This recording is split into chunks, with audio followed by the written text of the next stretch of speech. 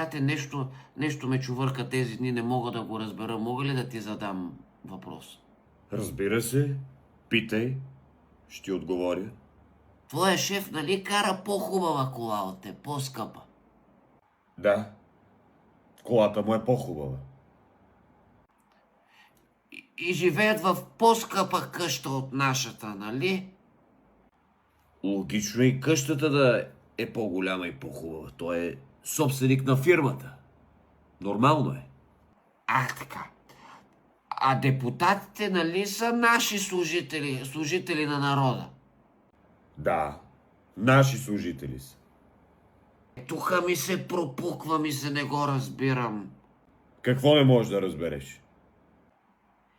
Защо тогава депутатите живеят по-добре от нас, бе, тате? Това ми е странно, не мога да го разбера. Добър въпрос.